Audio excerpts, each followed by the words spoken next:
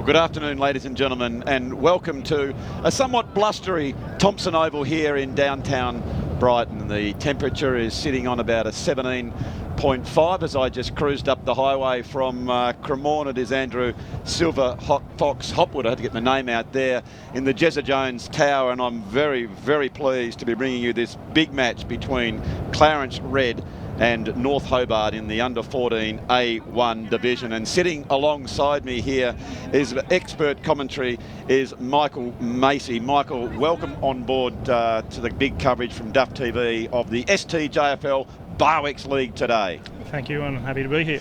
Now, we were just talking a few minutes ago as we see the Clarence team come up. They're a pretty good combination, Clarence. They have two teams that are divided, and you're telling me a minute ago that they've been quite a good team so far coming up through the ranks. Clarence has always been a strong team, and that's something that we as a club North Hobart strive to try and challenge and reach them on that level. So you're going in as we see the North Hobart Chargers go up. So Sam Chivers is the coach, and he is in charge of 23 young men this year. Last year you were telling me that you did have two teams, but now that has come down to the one team this year. Correct. Yeah, we had two teams that merged into one with 30 players across a 22 requirement for each week. So, yeah. Well, that was great that you did that to try and keep as many. And tell me, just before we get underway, is it problematic to try and keep the boys and the girls invested in the football? Getting at this age, yes. They're also looking into other things in life. So you have the kids that are feeling a strong connection to the football, and others that are starting to wander away. So. Yeah. Well, the one thing that you have on your side is a very, very proud club at the North Hobart. I love it there, Michael, when we go to North Hobart Oval and you go and see all the great flags and the memorabilia of your Johnny Devines and your Darren Perrys and all the greats from yesteryear. Is that something that you encourage these young fellas to go and learn about the history of the club? Absolutely, and this year the junior club's trying to ramp that up and have the connection between junior and senior much stronger. Well, I think it's a great thing if you can, especially if you do have such rich history there. As we're just waiting, I think there's been a bit of a connection to say which way are we going here, Mike. A bit of confusion. It's a very strong breeze, by the way, ladies and gentlemen, going to the left of screen, or that's the highway end. It's very, very strong out there, Michael. I would have thought that's a 3-goal breeze. Being a local to the Brighton area, it's always windy when you come up to Brighton. Yeah, it is, isn't it? But it's a fantastic complex here, and hats off to the Brighton Council, and I think the federal government have tipped themselves in a few dollars. It's a fantastic complex that we have beside us. It's really good for the community as the siren now sounds for the start of the clash. It is Clarence that first of all get the hit out. Always confusion over that ball those first 5 minutes. You like to see them play, but it's the only 5 minutes of football they'll ever play in their lives. As the umpire said, it's not going to go out of their clutches there, so another ball up will ensue. Comes out there towards Johnson. He can't get it, so at the bottom is McSpadden for the Roos. Running very freely is Anderson. It's a quick kick over. Nice handball by Mapley. Oh, they're linking up nicely, are the Roos. That's a solid tackle there by Ling. Can't quite bring it over, and it's just going close to the line. But I tell you what there, Michael, that was lovely play by Clarence, the way they linked up and looked for each other. Absolutely. That's what we need to shut down as this game progresses. Now, the only one thing I can give you advice, it's not we shut them down. Now, you're very neutral. Once you step in the Duff TV tower, commentary tower, you are all allegiances to the teams go by the wayside, but it is Clarence, and we thank you very much for stepping up. It's great to have the input, as that you can see is holding the man. And it's a free kick, of course, now going to Donaghy, who steps that around, and that's a beautiful kick as he has put that one through, as Callan Donaghy will have a look at that on the Mood Food replay. We can see here he's just getting the taps, and he looks very, very pleased as punch as we just widen the angle. And I tell you what, Michael, that is something that these kiddies I would have thought will train, because everyone in the AFL does that kick around the body nowadays. Absolutely, absolutely. And they all have their favourite little stars that they want to follow and emulate, and then we see that on the football field every week. It's interesting, isn't it, sometimes? I know over many, many, many years of coverage, we and coaches would get frustrated sometimes about the things kids do when they replicate their stars. And like as an example, pick the grass up when they're in a Telstra Dome and they do it here, all those things. But that's great that they're up and about. That's a magnificent mark here leading out by Woodbury. Tell me about this young fellow, Michael. Nathan's been a strong player.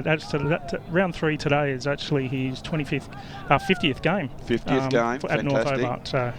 Well, that's really good as he's going back. I tell you what, that was a very, very nice mark. And he has kicked truly. So that will give them a great deal of confidence, as I'm very keen to look at that forward thrust again on the food replay, because it was as clean as anything. You can see them now, just with a long entry coming in. And the forward in front, it's one thing to be in front, Michael, but to duke that up, that was absolutely fantastic work there by Nathan Woodbury. So we just checked the Brighton's best Bakehouse scoreboard, which sees Clarence 117, North Hobart 1 goal 6. And I tell you what, Michael, that's a sign of a good team that can respond to the challenge so quickly. I think we're going to be seeing that quite a bit from both teams today. Yeah. Oh, that's fantastic, as there is Unger goes hard at it. It is Clarence who pick it up, goes towards the line, and it's through for the minor. And Paul Byrne down there, the goal umpire, did a beautiful job indicating, although I think there's a little bit to be desired on that waving of the flag. I'd like to see him get in front of the mirror just to practice that a little bit more vigour, I would have thought, the old boy. But anyway, here come North Hobart going back inside. It is McCullum. McCullum chips in rather dangerously as he goes high, wide. It just has that ball hit. It was the perfect off cutter. Look at that one. It's all for all money. It was about to roll through for a behind, and it was a Murali Dirren off cutter and out for a boundary throw in, which of course in the STJFL comes back inside for a ball up. But Clarence are doing some good attacking at the moment as it goes close to the line, in fact forced over. So another one. So it's a good start from North Hobart, Michael, because as we said, it's a very strong breeze. Absolutely, absolutely. So I think their intent will be to run that ball a lot more quickly, as got to stay in front. I think Coach Shivers there will be imploring his forwards to make sure they have arm over and stay in front, because that ball will not be going over the back in this strong breeze, as North Hobart now just burst their way out of the pack. You can see that one particularly holding up, but it spills over the back. It's the wide expanse of this over. Oh, that was a magnificent handball there by Luma. I like the way he went about that one as he handballed, and then it was his, without instinct, was just to put the block on. So nice play by the Roos, but it is a North Hobart free kick, and there's plenty of players who've now come back very, very quickly in defence. Long raking kick and a strong mark. Plays on very, very quickly. Here is McCullum. Goes back into the centre as he takes the blinkers off, trying to bring some of the other players into it. Is Anderson. Anderson with the long flowing mullet. Very noticeable. He's a fast fleeted player, but there is Ling. Ling, big barrel-chested defender, and that one's held up, and taking that one is Tommy Gapin. Gapin didn't quite get good purchase on it, but staying in front again is Hugh McCullum. At the back of the pack is done for North Hobart. He's under plenty of pressure. Is that might have just got a kick on that one, and very, very effective kick on goal. I'm just going to have another look on the Mood Food replay. I thought for a minute that North Hobart were trying to rush that one behind, and here we go again, Michael. Let's have a close look at this one. I thought for a minute that Dunn had this one covered. You can see there. Look at the determination by the Roos, and absolutely clever work by Vermi just to get the kick up, as we check the Brighton's best Bakehouse scoreboard, which shows Clarence 2-3-15 to North Hobart 1 goal 6. Michael, I reckon the message might come out from North Hobart that ball's going to hang up and they probably need to be in front a bit more. Would you concur with that? I believe that's the how it will play out from here. Yeah. I would hope to see a little bit more running and keep the ball down from these high kicks, and people running into places as needed.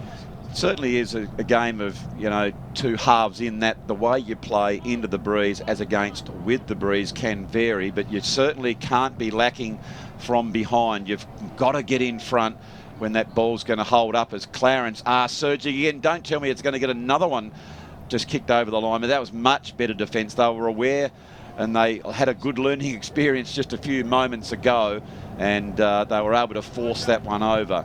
So North Hobart trying to get that ball out. I was going to say, you can just hear in the effects microphone that breeze, so it's going to be quite challenging for them to run that. So they've got to be stoic in this first quarter. You can't win a match in the first quarter, but you can lose one. There is no doubt about that. So, umpire, I think, will force a 50 on this one. The young player there, I think, was McSpadden. Wasn't particularly pleased, Michael, with the free kick, and he just dropped it. And so I think that certainly was a free kick, and indeed a 50-metre penalty. So here is a big chance for North against the play and against the breeze. It was Arnott who just socketed that one off the ground. Probably had a little bit more time there, but the team needed to communicate that bit more and tell him that he was clear. So it is now Clarence bringing it out on the deep side of the wing, on the expanses of the Thompson Oval. Beautiful work here by the Roos, but it is chipping in comes North Hobart. Great play there by Carmichael. Carmichael gets it inside, somewhat wasteful on that one, and I reckon on that one, Mike, you'd like to see a little bit more discipline from North Hobart to try and bring that back into the hot spot. I think opportunities that present themselves for both teams need to be taken advantage of, and we're lacking a bit here. Oh, well, you can hear that. That's seems like harsh words from you, but I absolutely agree with what you just say.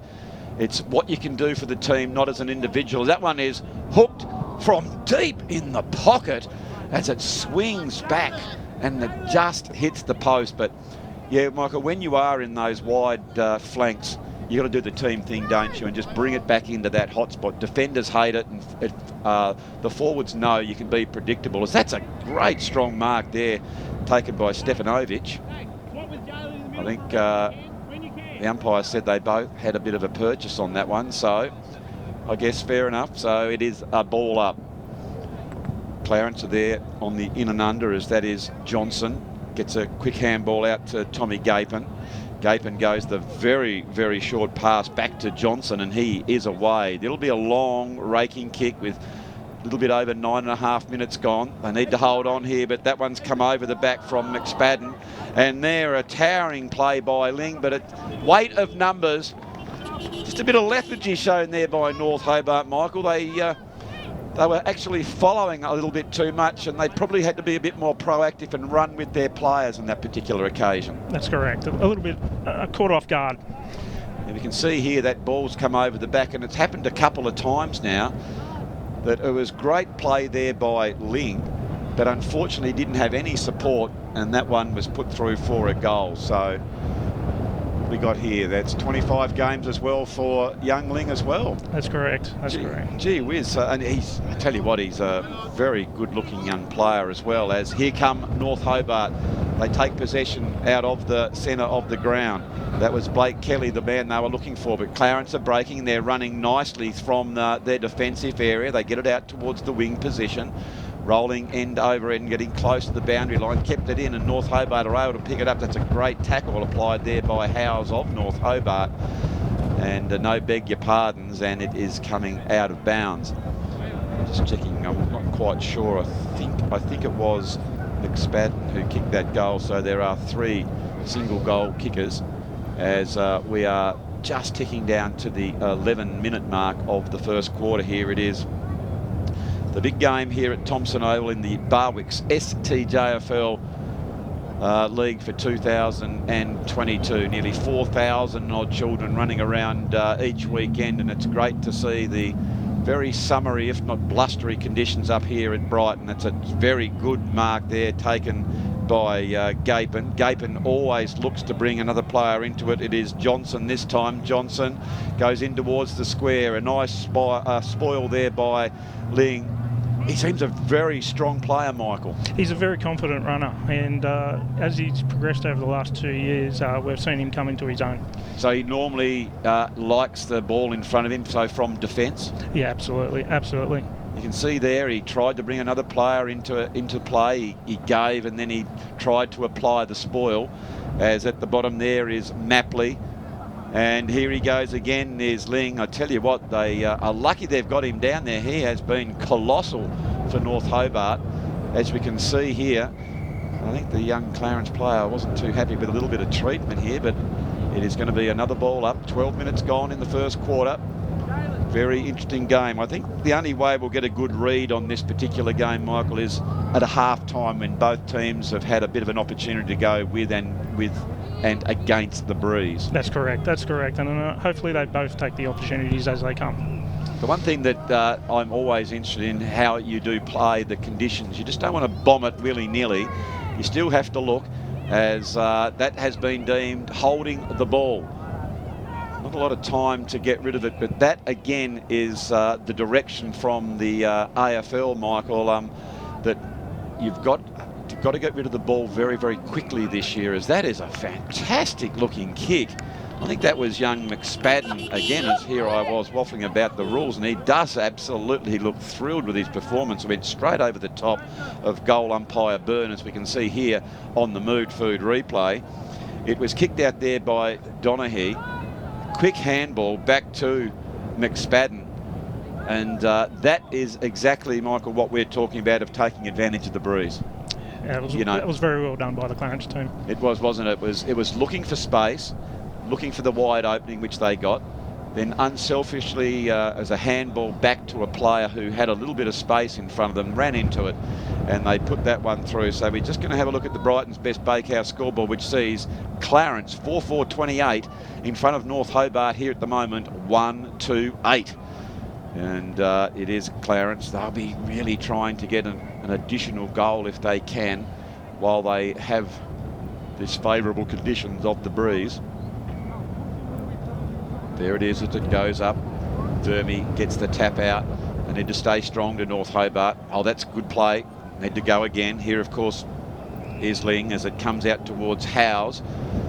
Howes was dispossessed this time through weight of numbers as Clarence, through a nice chain of handball. It's Mapley goes inboard, and again taking a strong mark is McSpadden. McSpadden, who, to my reckoning, has already got 2 goals in this opening stanza. He's a good cut of a lad. He's going back now, just spinning the ball in his hands. He's a little bit lackadaisical there, Michael, wasn't he? He just assumed, I think, that ball was going to go through for a goal. I think you're right there. I think there's a lesson in that one. Let's see if he will learn from that. You need to go back and kick right through the ball, as here is McCullum. Just like McCullum did then, you can see he squared the shoulders up, but instead of the old-fashioned way of running straight into it, he went around on the angle, and he had a scything kick across his body, and he's put that one through for a goal. As that kick, that one there, Michael, just had to be a kick with width, didn't it? And they actually had an opportunity, I reckon, that was young Zach Carmichael, who couldn't quite bring that one in, and wow, weren't they punished by the roving there of Hugh McCallum, as he looks very excited as he runs back in towards the centre of the ground. As indeed there is the siren for quarter time here in the Barwick's STJFL game of the day. We've got, of course, this one and another one coming up in just a few moments, but it is Clarence Red with a commanding lead. They are 5-5-35 to North Hobart 1-2-8. For the Roos, it is Oliver McSpadden with 2 goals, Jack Vermy, Callum Donaghy and Hugh McCullum with singles. And for North Hobart, it is Nathan Woodbury with another single. So, Michael, put your coaching hat on now. What words of advice would you be giving the North Hobart boys at the quarter break? I think North Hobart need to be looking for their player, making sure they're within arm's reach and keeping control of that player's running. Yep. Keeping the ball low and moving it wide out, and then flowing forward with plays. It's exactly what Clarence did, and so it'll be interesting to see if there are any major changes, but it certainly will give some confidence. I like the way the structure of the Clarence forward line was. They had plenty of space. They were very disciplined and not trying to crowd it. But to North Hobart's good credit, with this one very, very clean entry and mark by Woodbury, I reckon they'll be looking to try and get that ball in quickly and see if he can't duke a few more up. So that's the end of the first quarter here at Thompson Oval. We're going to take our first break, and we look forward to bringing you the second quarter when we return very shortly.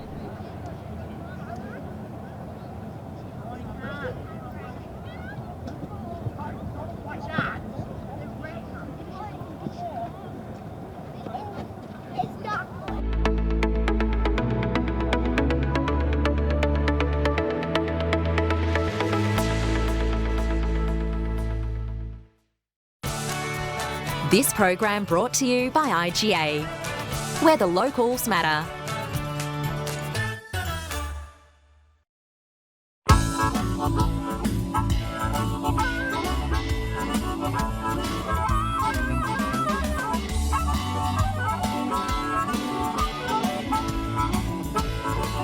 In today's world of self-service, it's nice to know that there's still a place where you can sit back and relax. Bennett's Driveway Service, now at Snug, Lerner Valley and Sandy Bay. For more than 40 years, Bennett's Petroleum has been there for all Tasmanians.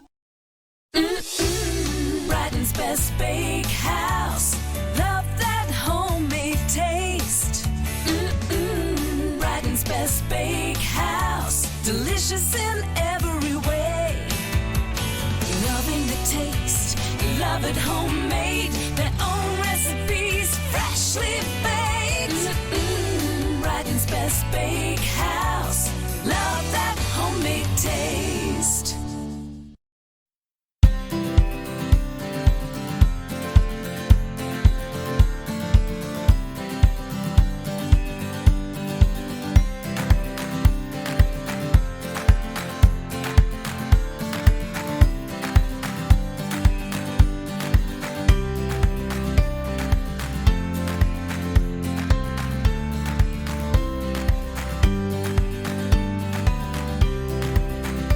So welcome back to the Thompson Oval here at Brighton, and Michael, you and I are just having some pleasant conversation in relation to your previous life, and you've moved down from Sydney and you're enjoying life in Tasmania. Absolutely, moving into God's country, as everyone keeps telling us, and we agree with that.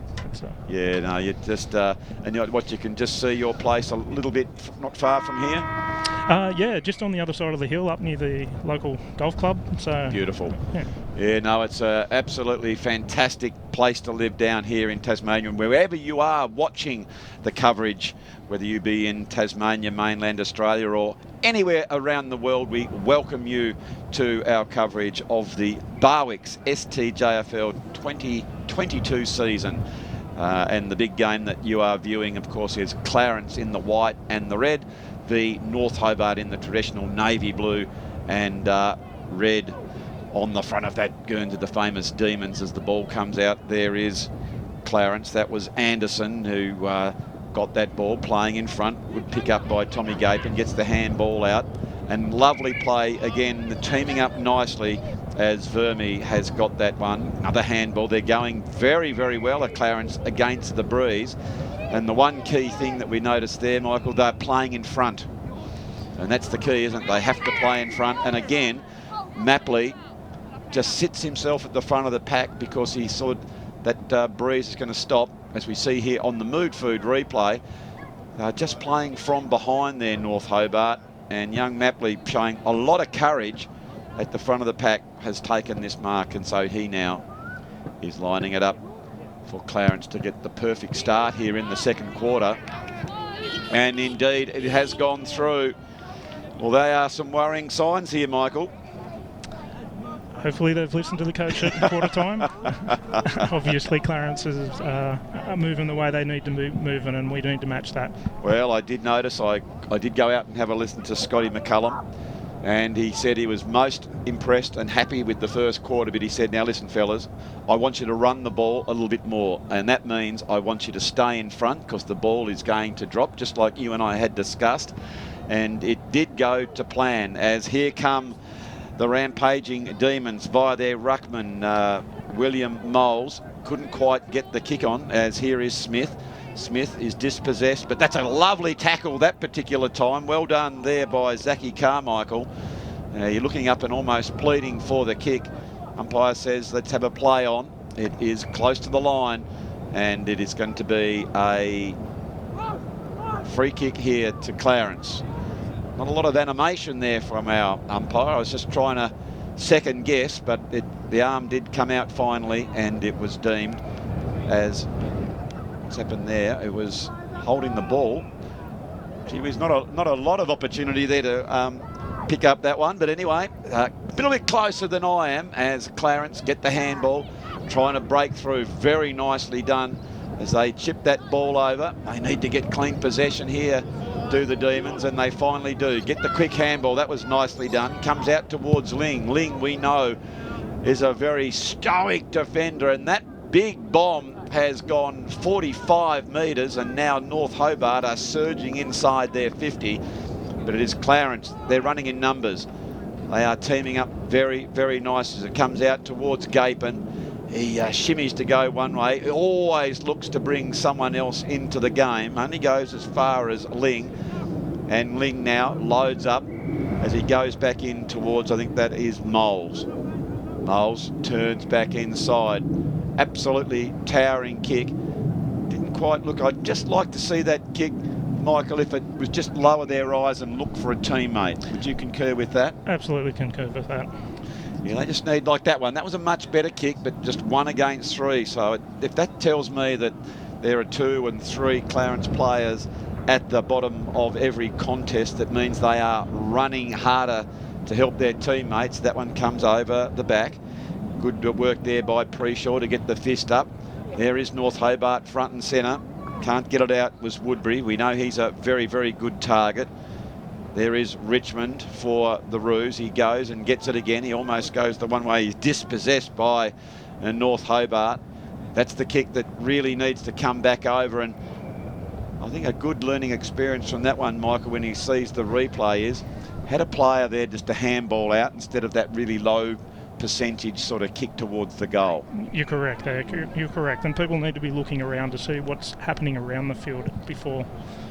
Yeah, I think that's where these coverages are so useful, not only for people who can't get to the game, they can tune in and watch it via our premium partner here, Duff TV of the STJFL, but they can go back and have a look at what happens throughout the game. And in what happens indeed is a long goal from nowhere, and as I'm just waffling on about how good the coverage is, how good was that shot at goal. Let's have another crack at that one on the Mood Food replay. I think that might have been Zach Carmichael, Michael, but let's have a look at this one again.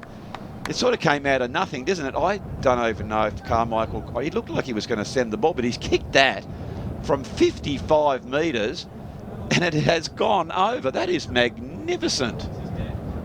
And there it is, magnificent work from there. Oh, there is his dad up. Oh, he's not showing a lot of emotion up in the stand there, Mike. He would need to get a bit excited and give you a bit of a clap. But that was terrific work there by young Carmichael. Good work. And that has brought North Hobart back into the game. Can they surge again? It is Zach Carmichael. He tries to repeat it with a big booming kick. Not a lot of system, just trying to gain valuable meterage as it's going down towards their goals. It's stacks on the mill, trying to get it out, can't do so. So the umpire comes in and will throw this one aloft. Better signs here, Michael, for North Hobart in the second quarter.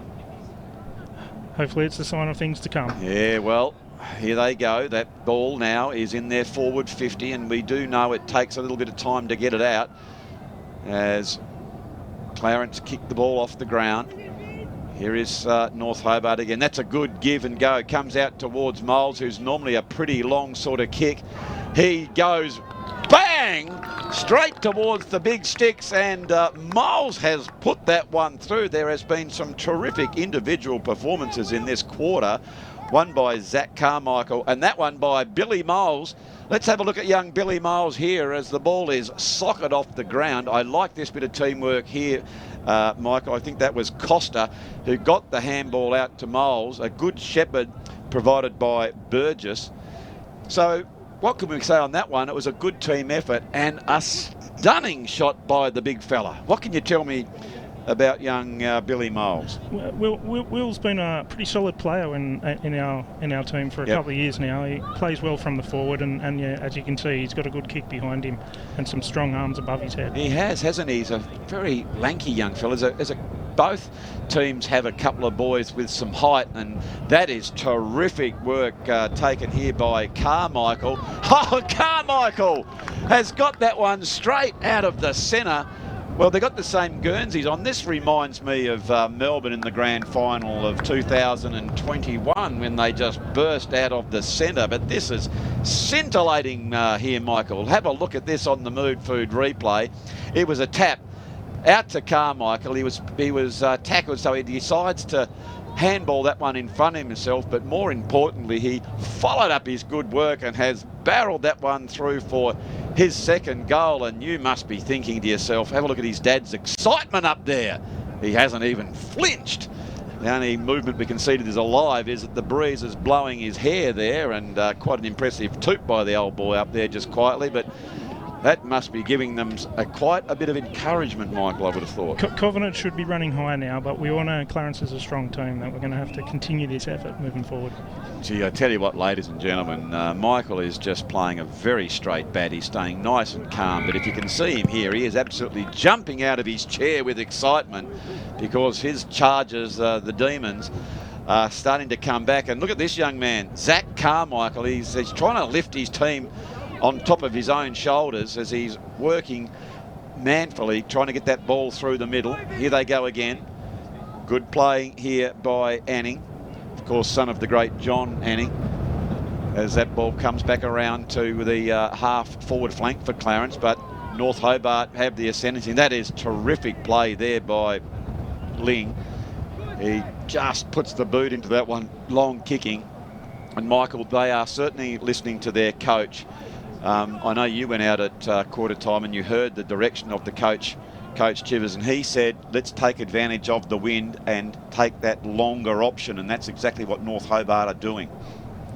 We need to make sure that the game plays forward during the wind while we've got the opportunity. Yeah, no, I agree. We know it's going to come back. Absolutely. It's not just bombing it, but understand that if there are space, let's go for that longest option. So now it is Moles, who we know is a reasonable kick. You can see he's going to kick from 50, so he'll have to really get under this one. Well, I think just for a minute there, he decided to kick the absolute leather off the IGA Sharon, and it didn't quite get good purchase on it. But he says, give it back to me and I'll have another crack. Oh, he goes onto his left. I know he's going to shimmy back onto his right. So the Clarence players were awake up to that old one as he came back inside. Well, that was a bit of a letdown, Michael. That's a lesson learnt there. Hopefully we don't see that again. Absolutely. It was a fantastic learning experience, as that was good play there by Chivers. Gets that one over. And unfortunately, young Macey there was outmarked at centre half forward. But again, he was playing in front, so he was doing the right thing as Clarence take possession of the ball. Ooh, darting possession. And that's a very nice kick into this breeze. It is nearly 11 minutes gone in the second quarter. So we very much hope that you are enjoying the coverage of the Barwick's STJFL under 14 A1 game between Clarence Red and North Hobart, coming to you from the Thompson Oval. We are in the Jezza Jones commentary tower here in Brighton. Wonderful facility as that ball is takes a few bounces. There's plenty of Clarence players there, so I would suggest that the North Hobart boys are playing from behind, so they've all surged out on this particular occasion as Walters picks it up. He's looking to bring one of his teammates in. That's a dangerous play going back in towards the centre of the ground as North Hobart trying to surge onto this one, but well played there by the Roos. And he goes as far as Smith. Unfortunately for North Hobart, drops that one, so Clarence pick up that one. It is Vermeer. Vermeer spills it, but comes across to Gapin. Tommy Gapin comes back inside with a wobbly old kick. And here is North Hobart. And of course, bang, they are not going to muck around as goes towards Moles, who's been tireless in the ruck. I think that might have been McCullum just playing from behind the ball. He looks a very nice player, doesn't he, Michael? He always seems to be trying to bring players into it, and a fantastic mark taken by the diminutive Kane Earp. Very slight in body size, but very creative in how he goes about his work. Clarence just getting that quick kick away as it goes over towards Lloyd Hurd. Hurd overruns at that particular occasion. So they've got the numbers here, all handballing back into a dangerous area. And that one has been put through for a goal. So good work there by the Roos. I think that might have been McSpadden. And we have a look here on the Mood Food replay, Michael, and this will definitely be a learning experience. So have a look here what the defender does when he has an opportunity right here to take the ball either through or towards the boundary line. He comes back towards the very, very dangerous 10-metre square, and Oliver McSpadden was awake up to that one, and he put that one through. So unfortunate that that will be a very, very hard pill to swallow. Absolutely, and I think the surge of Clarence was executed excellently.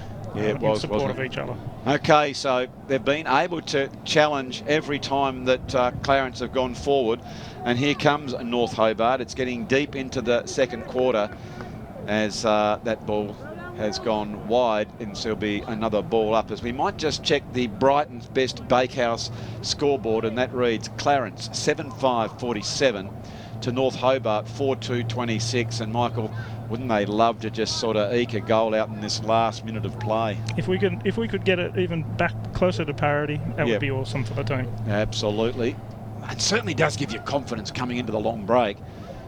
Yes, the ball up goes Moles. At the bottom of the pack there is McCallum. Comes further afield towards Richmond. Can't pick up the ball. Nice play by the Roos. They can take a mark here. They're an opportunity. Still inside their 50. Big, long, booming kick. Comes over the back. Here is a big chance for North Hobart. Oh, just didn't quite have the urgency around the onion there as Jalen Stefanovic picked that ball up, and sensing the occasion, the Roos came in and were able to do a very, very nice smother in the last line of defence. So the ball is being brought back in. It goes close to the line. It was a good contest there between McSpadden and Moles, as it's seen that one going back over. And there is a message from our very, very dear friends, Brighton's Best Bakehouse supporting community footy. I tell you what, Michael, given you're a local, you'd be calling in to see Scotty Donaghy and all the crew there pretty regularly, wouldn't you, at the Brighton's Best House Bakery? You can't go past the meat pie from that place. Oh, they are fantastic. As it is half-time here at the Thompson Oval, which we can just see again. It is Clarence 7-5-47 to North Hobart 4-3-27 for the Roos. Again, McSpadden had 2 up to the first quarter. He had another one, so he's got 3. And then in our singles to Vermeer, Mapley and McCullum. And for North Hobart, it was Zach Carmichael with 2, Nathan Woodbury with 1, and William Billy Moles with the single. But it was scintillating form of those 2 goals in quick succession for North Hobart to get them up and about. But Clarence have been really probably teaming up nicely, haven't they, Michael, via their handball. And this is what we come to expect from the Clarence team, either outfit from Clarence. They're a team to try and match and hopefully meet them on the field where we need to and capitalise when we can. So you can see there Coach McCullum bringing his charges in at half-time, just talking to the boys to come and listen, and they're in very, very good hands with that fellow as their coach. So it is half-time here at the Thompson Oval, so it's an opportunity now to have a break from the Barwick's big game here in the STJFL. So we're going to be back with the second half very, very shortly. Welcome back to the Thompson Oval here in downtown Brighton, where we have the big clash of Clarence Red under 14A1 v North Hobart under 14A1, and it's Clarence at the moment with a very handy 20-point lead. But my co-commentator Michael Macey, you went inside the North Hobart inner sanctum. What have you got to report from Supercoach Chivers? I just understand the conditions of the game. We've got a lot of wind blowing one direction here. We're playing against it now. Yep. Keep the eyes down and look out for where our players are spreading out across the field. Yes, and so he was imploring his players to actually probably lead up into the breeze and not from behind. Make yourself available, yeah. There you go. Make yourself available. It's always an important thing in the junior footy. Instead of that, just waving your arm around, hoping for a kick at the back, which here is Vermey, who kicks that one from 50, and it's just through for the minor score. Yet is to get into the habit of leading up hard, and if you don't get it, run back so that you're creating space all the time. So now it is North Hobart, who we understand this quarter they just have to try and stay in the game as long as they can, because they will be coming home with the breeze. As well played there by Hurd. Hurd gets it back in towards the centre. That's a little chip kick by Mapley. Mapley, he's going to swing around, and he looks again here for McCallum. McCallum, we know, can kick a goal around the body because he's already done it, and he has slipped that one through for a goal. So Hugh McCallum, with absolutely poise and polish, has hooked that one round his body. As we see here on the Mood Food replay, it was Pereira who went the short pass. So he tried to do the team things to Mapley. Mapley again looks inside. He handballed across to McCallum, who just stopped, propped, shimmied around the corner. He's a very polished young player, isn't he, Michael? He's a dangerous player. Every team, every club needs to keep an eye on this kid. Yep. No, he's very, very good. Like a few of the players here for Clarence, they don't sort of bomb it. They, like you alluded to, they always drop their eyes to see if they can find someone in a better position. And that's a really good thing for kids of this age, that trying to play correct football, in that instead of just sort of kicking it as long as possible without looking, you're really dropping your eyes and looking to bring into your teammates. As here comes North Hobart. That's a good tackle there applied by the Roos. Doesn't go too far as they come back around. Nicely worked there by Walters. Walters has to dispose of the ball very, very quickly. And indeed, he was slung round. And I'm not sure, but I think this will be a North Hobart kick. It is. They go along the boundary. And that was a good lead, but defensively well done by the Roos, as they just got that one smother in. Comes up in a quick handball over to Richardson, who goes back inboard. Nice play by Anderson again. So Clarence, with 2 minutes 30, 2 minutes 40 odd, have been doing all the attacking at this stage. It comes out again to Anderson. A wobbly old kick, but it is North Hobart, you can see, just trying to stay in this game as long as they can. It went over the back, couldn't pick it up, and was Costa. But now they're under trouble because it is McCallum who kicks on both sides of his bodies, goes over towards Hurd, who overruns that one that particular occasion. Here they go again, and it is North Hobart who clear their good defensive work, but that's that kick, Michael, where they need to make sure they are in front. Yeah, you're right there. You're right there. Unfortunately, we weren't on the ball that time. And it was McSpadden who was. Any major positional changes that were made there at half-time as well, Michael, or was sort of keeping the play as steady as she goes? We're keeping the play steady as it goes at the moment, and just trying to move forward with the plan and hammer that home. Okay, so it is Brian Pereira who is going to go back and have this shot at goal. He certainly has got the distance. It's just a matter of the accuracy here. He's on a sort of about a 45 on the wrong side as far as a right footer is concerned, and he has kicked that one just to the near side, as umpire Byrne has given it the one thumb. Doing a fantastic job, and we have got a name on the other person doing the goals, Michael. You can tell me who's up the other end? Yeah, for North Hobart we've got Dennis Purcell, who just happens to be my father-in-law. Dennis Purcell, so another very experienced operator there. And isn't it great that we thank the volunteers very, very much. I mean, you can sit in the car and not come out, but you know yourself, Michael, they're on the North Hobart committee. It's a great reward, isn't it, to get involved in your children's activities? It sure is, and then that gives you the opportunity also to help shape the direction of the club and the teams and things like that, and rather than sitting back and watching it all happen, be part of it. Be part of it. So you've heard it there from Michael Macey. If you're sort of thinking about doing it, just jump out the car and just ask, is there something I can do? It is very, very rewarding. I know I was a bit of an old veteran of the Caper. Back in '99 I started getting involved in junior football and have enjoyed the journey so far. And the other thing, Michael, you meet lots of good people along the way. That you do. So it is North Hobart trying to hang on here as Clarence have got it inside their 50. Well played there by Woodbury. Tries to get the handball out.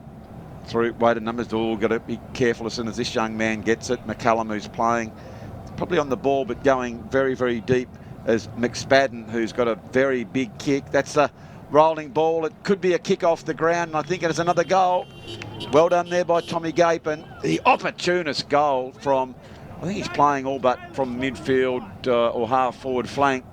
He roved that ball beautifully, and that's the second time that's happened, Michael, isn't it? The ball's popped up and they've had the awareness and the footy smarts to just come over the back. We can see here a fortunate bounce for Tom, but he was good enough to put that one on the board. So another goal to Clarence, and maybe that's the other thing potentially that can be done, Michael, is the North Hobart players need to be aware that Clarence are running hard from the midfield into their forward line. They maybe run with them.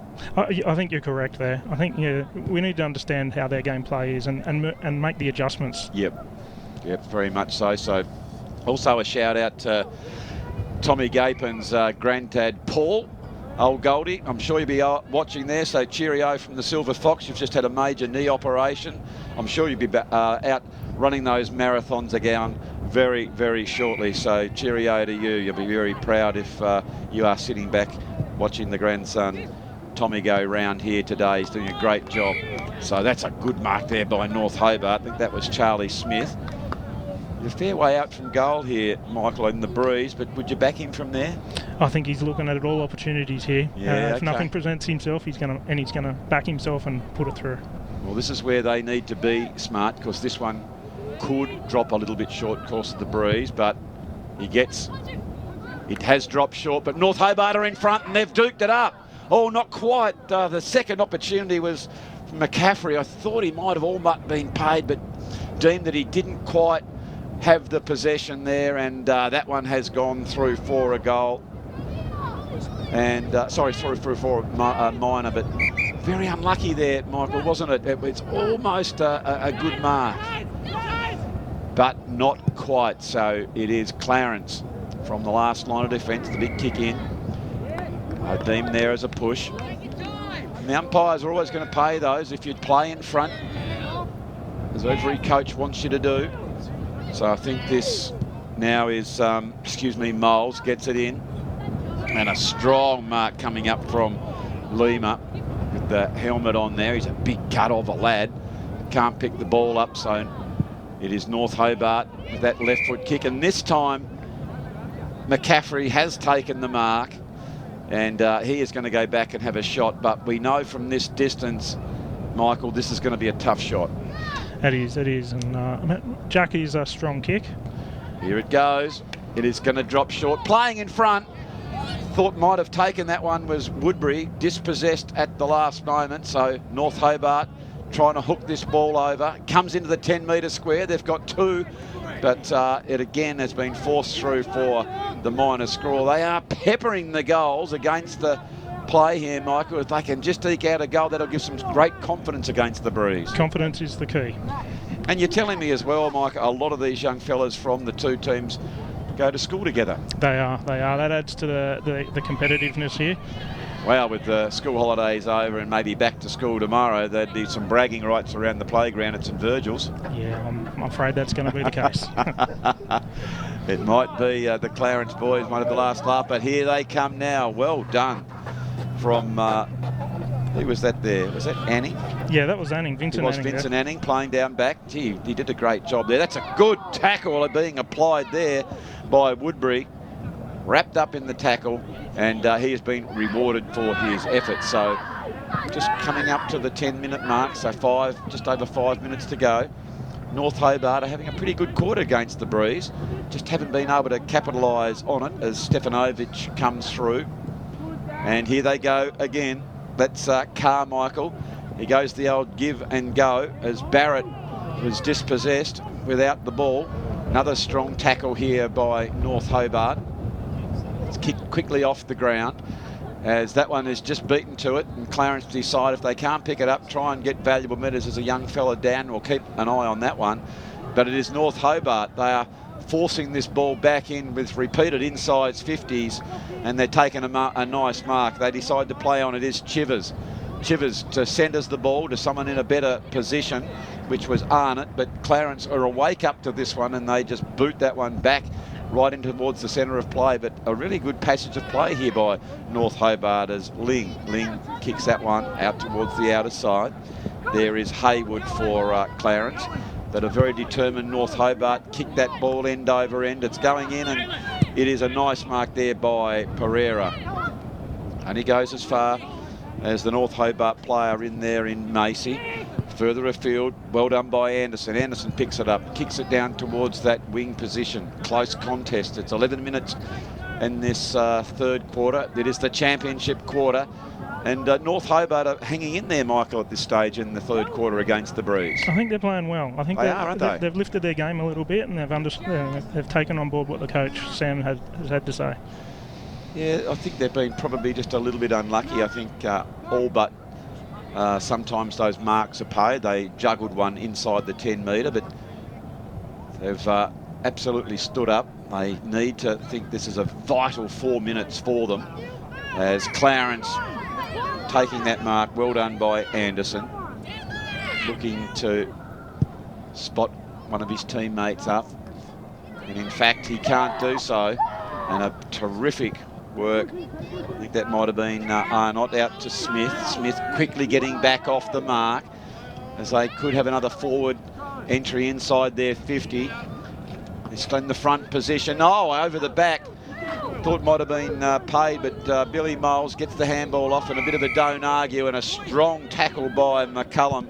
Huey McCullum is really showing all the skills here, whether it be across the body kicks or tackles, and have a look at the open forward line here. So this is big opportunity for Clarence as they get it inside their forward 50 for the first time, and all was off the side, but Riley Walters has put that one through. So for all the good work, Michael, that North Hobart have done, they had it stuck inside their 50, as we see here on the Mood Food replay.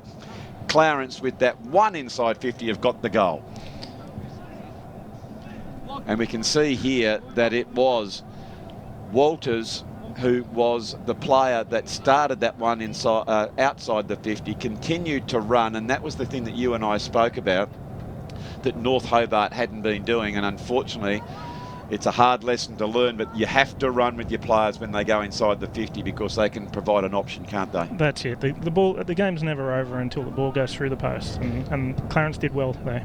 They certainly did. So 13 minutes gone as the IGA Sharon is thrown aloft. It is Moles who takes it out of the pack. He decides to go directly towards the goals, so they can't afford to leak another goal here in the third quarter. Do North Hobart. A couple of nice blocks there.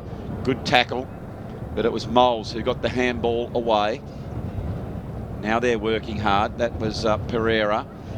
Quick chain of handballs back towards McSpadden, the young man who's already got 3 goals. It's gone right down towards the 14-minute mark, and that one has gone just in front of the commentary tower here at Thompson Oval.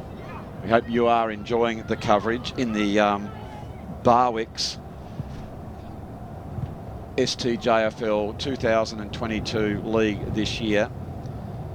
It is the ball inside the 50, charging towards it and picking that one up again was Anning. Anning towards the last minute. They've got a man up as quickly as they can as it Howes picks that one up. He goes the handball, no one to go to, gives the old give and go to himself.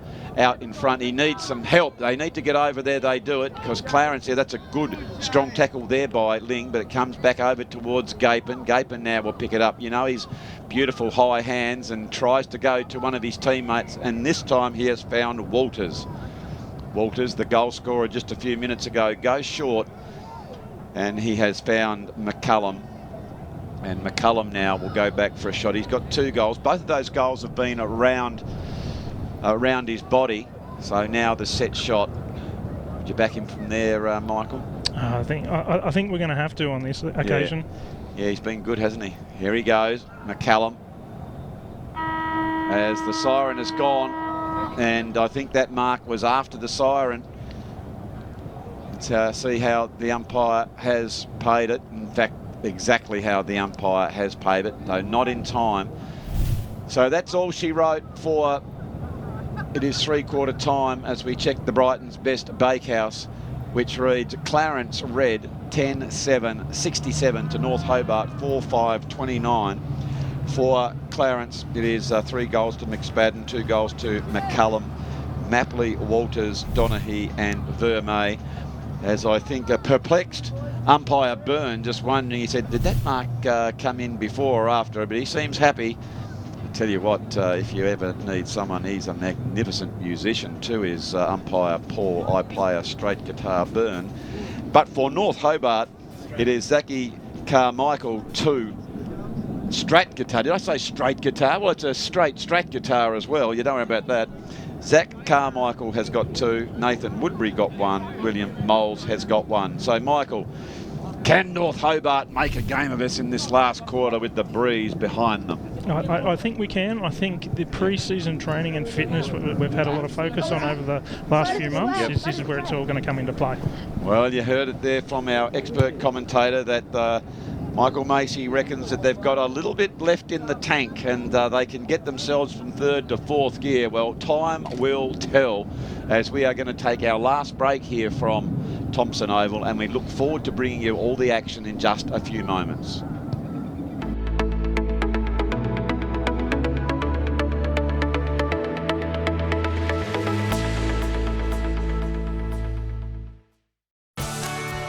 This program brought to you by IGA, where the locals matter.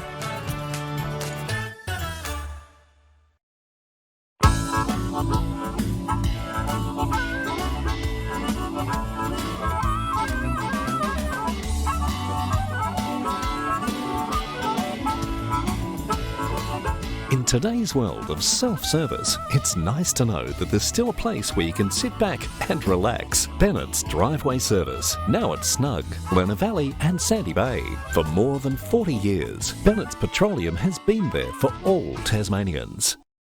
Brighton's best Bakehouse. Love that homemade taste. Brighton's best Bakehouse. Delicious in every way. Loving the taste. Love it homemade. Their own recipes. Freshly baked.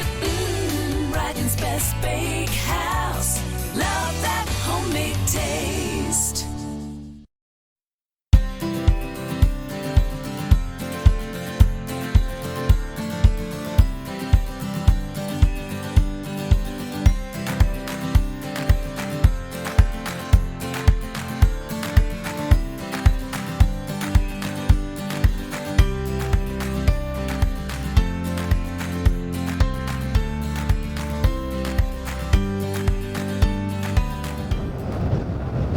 Welcome back here to the Thompson Oval, where that breeze has really got up. I've just had a wander out onto the ground there, Michael, and I think it's if North Hobart can get a quick start, I reckon they can build some belief in this game. I think we're hoping on it. We're planning on it. Get the hand in young Carmichael. Carmichael's hands is a lovely long kick. And see where it leads, but there's been a couple of other good options as well down there. I've liked the look of Woodbury. He looks like he can take a mark. I know Moles just a little bit further out from goal, another long kick, and he's another one who looks a really good option. And the other one I quite like is your young fella. I hadn't called him that much, but he looked likely to be able to duke a couple. So it was going to be interesting to see. But as we speak, Clarence have gone forward first, but here they come via the agency of Ling to North Hobart. Goes hard and long and low, and there is Burgess. Burgess is beaten to the ball this particular time by Pereira as it comes out towards that wing position. Ball bouncing freely, and North Hobart really do need to run harder, because every single time that ball's in dispute, Clarence seem to quickly get over to help their teammates. And here they go again. They are down on front of the ball. Well done there by Chivers. Ball now in dispute, not going to go anywhere, and the umpire will throw that one up.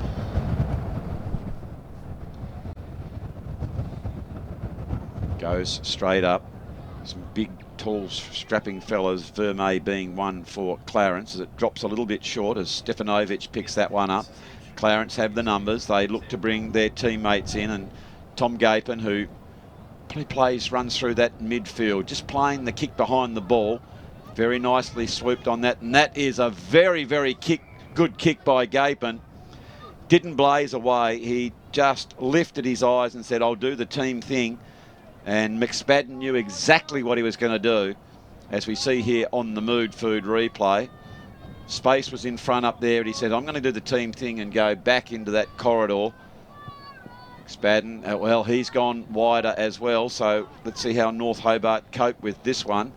They get the ball quickly as Carmichael goes the handball, but can't go to himself. And here is Ling. He quickly gets the boot to it. Clarence have got the numbers behind the ball, and they pick up. And the other thing that is quite notable, Michael, when Clarence get it, they do run in numbers and try and affect a block for the person carrying the ball. It is the wave effect, moving forward in a wave. That's working them well. It certainly is, and so as a learning instruction there, you need to, as soon as you give off the ball, you need to then go and protect the person carrying the ball. Of course, the person who has the ball is the most important person on the ground. There is no doubt about that, as Ling comes charging in towards it. He got a head of steam up there, but couldn't quite pick it up, as Anderson does for Clarence. Ball now in dispute towards their centre half forward position. Only goes as far as North Hobart to get the quick kick back into it. The system game is suiting Clarence very, very nicely, as Luima goes and lowers the eyes. They need a clean possession, but it is beautifully played by Tom Gapin. He breaks one tackle, goes the other, gets a strong, long, raking kick. It's going back in, showing a great deal of courage. I think that might have been heard. And that ball from the front and centre has gone through. It was McCallum in front who was the one who backed into the pack. And I think it might have been Gapin who just drifted down from the wing position, doing what he wanted. He was the one who started that one off there, Mike. You can see kick back. It was McCallum who was there. Gapin's just kept running. He got on the end of it, did the check side kick, and that's as good a team goal as you'll ever see. Absolutely. He just kept making himself available for the next play as it kept rolling a lot. I like the way you commentated on that, made himself available. And that's what Clarence are seen to be doing, aren't they? And they avail themselves to give themselves options. And they're running harder, and they've got the results on the scoreboard, as North Hobart, through the agency of Moles, big, long kick, deep in towards their forward 50. I think that was Arnott who tried to pick that one up, but only goes back towards Ling. Now that's much better from North Hobart, as Zach Carmichael come out to try and provide a shepherd for him. Now it's Woodbury. Woodbury just sneaks that one over, but it just bounces the other way, and umpire Byrne has signalled it has gone through for one behind. So North Hobart, they've got it down in their forward line. They are trailing by 43 points. Hasn't felt like it's been a big lead, as we just checked the Brighton's best Bakehouse scoreboard, 11-7-73 to 4-6-30. They've always felt like, Michael, that they can, challenge in this game. Haven't you thought? Yeah, I do. And then that appears to be a way that we have played over the last few years. We don't get smashed by the great teams. And yes. we play to our strengths and we lift against those great teams. But on today's occasion, we're a little bit behind. Yeah, have been a little bit behind, as that was a big, booming kick from Ling, excuse me, that's gone end over end and has finally gone through for the minor score.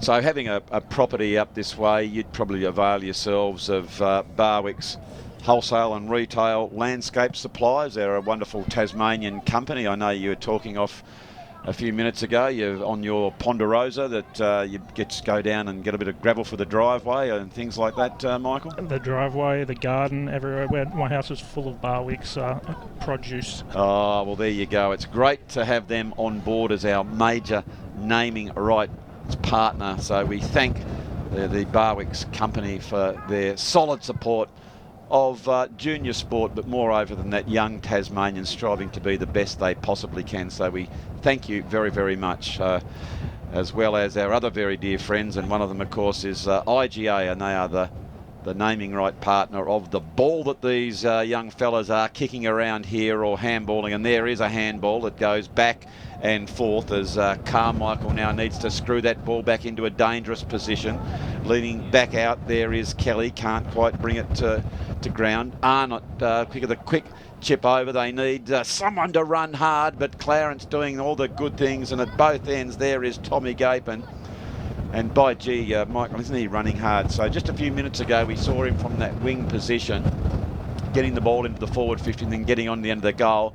And here he is at the other end, putting that ball over, doing the 1%ers for his team. So terrific work there by Tommy Gapin. But Clarence now bring that ball back into the dangerous position. It is Moles who now swoops on it. Big, long, raking kick, but every time it goes down there is Gapin again, having a great game. Goes for the running player. It's almost like you need to do a bit of a head count of some of these Clarence boys, because at the possession, they just seem to have a little bit more players around, and that's just because they are definitely running harder. But we are reliably informed that they had a good pre-season, did the Demons. So they got a little bit of fuel left in the tank as that ball goes close to the boundary line and it's out of bounds. Well, we did say it was very balmy conditions up here at the Thompson Oval. We are still in our short sleeve tops, but you can see out there a few of the old Tasmanian tuxedos, the puffer coats are starting to come out. It's a little bit of breeze, but it's still quite mild conditions here. We hope you are enjoying the coverage brought to you by Duff TV, and it's a strong mark taken there by Carmichael. He's had a pretty good game, Michael, hasn't he, Carmichael? Yeah, he has a strong game every week. He's one of those players that we can rely on and be the strength of the midfield and pushing forward also. Yeah, that's terrific. And this time you can see Clarence, here they are teaming up. That particular handball went behind, but it now comes back to Gapin, who shows great touch when going on the wrong side of his body. That's a great skill to have in your armoury, if you can kick on both sides of your body. Now it comes to McCullum. McCullum arches the back, goes to push out the side. They've got the numbers. One goes to Shepherd, the other one goes to pick up. That's a great tackle there by North Hobart. That's the sort of thing that lifts the team. Coming in, doing a very, very nice tackle. Being told there to play on. You like to see the players running hard like that, don't you, Michael, and putting on a good tackle? Yeah, absolutely. So now, North Hobart, long raking kick. Oh, that's a good mark. Anderson looking to go the short pass. Does so. Goes towards McCullum. He get quickly with good elevation. Oh, look at this. Just goes the silky seals, goes back to Walters. Walters goes back in towards Gapin. And he's just telling him, let's just settle this down a little bit here. Goes the short pass. Gee whiz, they are really looking for each other as Walters has moved from the wing. He got that possession, and as you just saw, Gapin got on his bike and he wants another possession as well. So terrific work there by the Roos. Walters. Short pass to the lead of Gapin. He picks it up, arches his body, comes back inside on that left boot. Comes back towards McSpadden. Wasn't planned, but that's where it's gone. Off the side. Here is North Hobart. They need to really sink the slipper into this one. They do so, and Carmichael trying to pick that ball up. Can't do so, but it's good hands. Comes out towards Howes. He has beset upon by a resurgent Byrne. Good tackle by Byrne. Big, long kick by North Hobart. It's going to come over the back. They're a chance here if they can get the handle on the ball. There is Woodbury. Beaten to it on that particular time. Good contest. 10 minutes gone here in this last quarter of the match between Clarence and North Hobart in the under-14 A1 division. Bit of argy-bargy, no doubt about that. Good show of strength, but just helping their teammates in, and then they get back onto their feet and back onto the ball, which is what they want to do. Here is Carmichael. We know that he'll always arch his back. He just has that never give up sort of attitude, and unfortunately on this particular occasion it didn't quite get the purchase, and Clarence are there to now relieve the pressure. Here is Richmond. Richmond back inside, needs some help. No doubt about it, someone from Clarence will run over very swiftly as Walters does so. There is Richmond again. A little bit too high that particular time, a little bit clumsy. So Richmond just takes his time out towards Gapin. Gee whiz, we've certainly, look at this, shimmy one, shimmy again, goes to get it, comes back another shimmy, looks back inside, nice work there towards Mapley. Pushed over for the ball, still continuing to run and run. Gets the ball back, comes back inside. Gee whiz, Clarence are teaming nicely up here as Walters is on the end of that one. Walters, long raking kick and goes back inside. A big spoil is tried there by Smith. Can't do so. Another strong tackle by McCaffrey. The one thing that we can say in this game, Michael, that North Hobart will lose, but they aren't giving up, are they? That's a really good sign. No, not at all. There's bragging rights tomorrow at school here. Oh, there you go. So a couple of really strong tackles and good lessons learned that you play to the siren right to the last whistle of the game. So I think we've got about 3 minutes left as Walters comes back inside, and backing back there is Carmichael taking a strong mark. Here goes Carmichael. He is running very freely. He takes 3 bounces, and now he'll go long and deep, trying to get someone onto the end of it. Unfortunately for North Hobart is Clarence, who mopped that one up, and terrific play by Xavier Luima. And he has cleared that ball. They've got the answers, be it in defence and midfield and forward. They've had some good targets. Oliver McSpadden's been one, and Jack Vermey. They're good cuts of lads, good tall targets. There's been a little bit of confusion on whose kick it is. And the reason why there was some confusion, it's got to go to the person who was closest to it. And that was Unger. Unger goes the shorter pass looking for Carmichael. He couldn't quite come up with that one this particular time. But Clarence now, look, they've got this one in the bag, but they are running right to the last siren, trying to eke out every score they can possibly get. As Kane Earp is there. It's Charlie Smith on the boundary line. He's been tackled, held quite long. Clarence go another handball back towards McCullum. Walters teaming up very nicely as that ball comes back inside. There is Arnott. Arnott goes back, just overrunning that one is Ling, but in the right position. Clarence, they look dangerous. Oh, that's a big, strong tackle by Ling. I tell you what, Michael, I wouldn't want to be on the end of a tackle from that young fella. That was a beauty, wasn't it? I think young Haywood's going to be feeling that one tomorrow. He'll feel sore. Well, look at that on the Mood Food replay. He's like a locomotive coming through there with that strong tackle. That's certainly something that he'll be able to hang his hat on for next week as we are into the last throws of the match. Tommy Gapin with that deft touch goes a bit of a give and go. Absolutely brilliant work there trying to get the wide handball. Goes as far as Charlie Ford. Ford back towards Gapin, is dispossessed, told to play on. Gets it out further. Clarence right on the boundary line as McCallum. He comes back inside, going the very short kick. It's Clarence again teaming up beautifully. Just a bit of a quick sidestep there through Byrne. Beautiful shimmy by Byrne.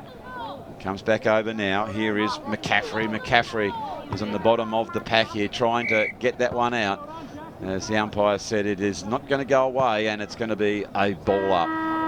In fact, there isn't going to be a ball up as the siren has gone. It's all over here, ladies and gentlemen, and it is Clarence, as we just check the Brighton's best Bakehouse scoreboard. Clarence 11-8-74, defeating North Hobart 4-7-31. 4 Clarence, McSpadden 3, McCallum 2, and singles to Vermey, Donaghy, Walters, Gapin and Mapley. And for North Hobart, 2 to Carmichael, 1 to Woodbury and 1 to Moles. So Michael, we thought that North Hobart might make a bit of a charge with that breeze, but Clarence were just a little bit too polished when it came down to it. Yeah, I think Clarence has played to their strengths throughout the entire game, and then that's where North Hobart struggled to match on the end at the end of the day. Well, for Clarence, I thought young Tommy Gapin really came into it. He just worked his way into that game. McCallum was really, really good. Oh, McSpadden with 3 goals was a great target, same with Vermey, but also liked a couple of good plays by Byrne. Really, everyone did something, and for North Hobart, Zach Carmichael was terrific. Vincent Anning did a couple of really, really nice things. And what about the big fella there in Ling with those tackles and that never give up attitude? So that's the end of the coverage for this one. Michael Macey, thank you very, very much for your experts commentary. We hope, ladies and gentlemen, you have enjoyed this coverage. We are going to take a short break, but don't go anywhere, because we have got Brighton under 14A2 versus Lauderdale under 14A2 to come after the break. So that's all from this match. We look forward to the coverage very, very shortly. Clarence, and we thank you very much for stepping up. It's great to have the input, as that you can see is holding the man. And it's a free kick, of course, now going to Donaghy, who steps that around, and that's a beautiful kick, as he has put that one through, as Callan Donaghy will have a look at that on the Mood Food Reese kids do when they replicate their stars, and it, like as an example, pick the grass up when they're in the Telstra Dome, and they do it here, all those things. But that's great that they up and about. That's a magnificent mark here, leading out by Woodbury. Tell me about this young fellow, Michael. Nathan's been a strong player. Round 3 today is actually his 50th game. 50th game, at North fantastic. Hobart. So. Well, that's really good as he's going back. I tell you what, that was a very, very nice mark, and he has kicked truly. So that will give them a great deal of confidence, as I'm very keen to look at that forward thrust again on this Tommy Gapin. Gapin didn't quite get good purchase on it, but staying in front again is Hugh McCullum. At the back of the pack is done for North Hobart. He's under plenty of pressure. Might have just got a kick on that one. And very, very effective kick on goal. I'm just going to have another look on the Mood Food replay. I thought for a minute that North Hobart were trying to rush that one behind, and he'd pass back to Johnson, and he is away. It'll be a long raking kick with a little bit over 9.5 minutes gone. They need to hold on here, but that one's come over the back from McSpadden. And there, a towering play by Ling, but at weight of numbers, just a bit of lethargy shown there by North Hobart, Michael. They were actually following a little bit too much, and they probably had to be a bit more proactive and run with their players on that particular occasion. That's correct. You still have to look, as that has been deemed holding the ball. Not a lot of time to get rid of it, but that again is the direction from the AFL, Michael, that you've got to get rid of the ball very, very quickly this year, as that is a fantastic looking kick. I think that was young McSpadden again, as here I was waffling about the rules, and he does absolutely, he looked thrilled with his performance. Back now, just spinning the ball in his hands. It was a little bit lackadaisical there, Michael, wasn't he? He just assumed, I think, that ball was going to go through for a goal. I think you're right there. I think there's a lesson in that one. Let's see if he will learn from that. You need to go back and kick right through the ball, as here is McCullum. Just like McCullum did then, you can see he squared the shoulders up, but instead of the old-fashioned way of running straight into it, he went around on the angle out, and lovely play again, teaming up nicely, as Vermey has got that one. Another handball. They're going very, very well at Clarence against the breeze. And the one key thing that we noticed there, Michael, they're playing in front. And that's the key, isn't it? They have to play in front. And again, Mapley just sits himself at the front of the pack because he thought that breeze is going to stop, as we see here on the Mood Food replay. Just playing from behind there, North Hobart. And young Mapley showing a lot of courage at the front of the pack has taken so useful, not only for people who can't get to the game, they can tune in and watch it via our premium partner here, Duff TV of the STJFL, but they can go back and have a look at what happens throughout the game. And in what happens indeed is a long goal from nowhere. And as I'm just waffling on about how good the coverage is, how good was that shot at goal? Let's have another crack at that one on the Mood Food replay. I think as Clarence kicked the ball off the ground. Here is North Hobart again. That's a good give and go. It comes out towards Moles, who's normally a pretty long sort of kick. He goes bang straight towards the big sticks, and Moles has put that one through. There has been some terrific individual performances in this quarter. One by Zach Carmichael. And yeah, as you can see, he's got a good kick behind him and some strong arms above his head. He has, hasn't he? He's a very lanky young fella. Both teams have a couple of boys with some height, and that is terrific work taken here by Carmichael. Oh, Carmichael has got that one straight out of the centre. Well, they got the same Guernseys on. This reminds me of Melbourne in the grand final of 2021 when they just burst out of the site. Very creative in how he goes about his work. Clarence just getting that quick kick away as it goes over towards Lloyd Hurd. Hurd overruns at that particular occasion. So they've got the numbers here, all handballing back into a dangerous area. And that one has been put through for a goal. So good work there by the Roos to try and stay in the game as long as they can, because they will be coming home with the breeze. As well played there by Hurd. Hurd gets it back in towards the centre. That's a little chip kick by Mapley. Mapley, he's going to swing around and he looks again here for McCallum. McCallum, we know, can kick a goal around the body because he's already done it, and he has slipped that one through for a goal. So Hugh McCallum, be careful as soon as this young man gets it. McCallum, who's playing probably on the ball but going very, very deep, as McSpadden, who's got a very big kick. That's a rolling ball. It could be a kick off the ground, and I think it is another goal. Well done there by Tommy Gapin. The opportunist goal from, I think he's playing all but from midfield or half forward flank.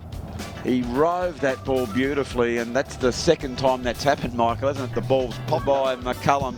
Huey McCallum is really showing all the skills here, whether it be across the body kicks or tackles, and have a look at the open forward line here. So this is big opportunity for Clarence as they get it inside their forward 50 for the first time, and all was off the side, but Riley Walters has put that a little bit short as Stefanovic picks that one up. Clarence have the numbers. They look to bring their teammates in, and Tom Gapin, who runs through that midfield, just playing the kick behind the ball. Very nicely swooped on that, and that is a very, very good kick by Gapin. Didn't blaze away, he just lifted his eyes and said, I'll do the team thing. But it is beautifully played by Tom Gapin. He breaks one tackle, goes the other, gets a strong, long, raking kick. It's going back in, showing a great deal of courage. I think that might have been Hurd. And that ball from the front and centre has gone through. It was McCallum in front who was the one who backed into the pack. One is Ling, but in the right position. Clarence, they look dangerous. Oh, that's a big, strong tackle by Ling. I tell you what, now here is McCaffrey. McCaffrey is on the bottom of the pack here, trying to get that one out. As the umpire said, it is not going to go away, and it's going to be a ball up. In fact, there isn't going to be a ball up as the siren has gone. It's all over here, ladies and gentlemen, and it is Clarence, as we just check the Brighton's best Bakehouse scoreboard. Clarence 11-8-74, defeating North Hobart 4-7-31.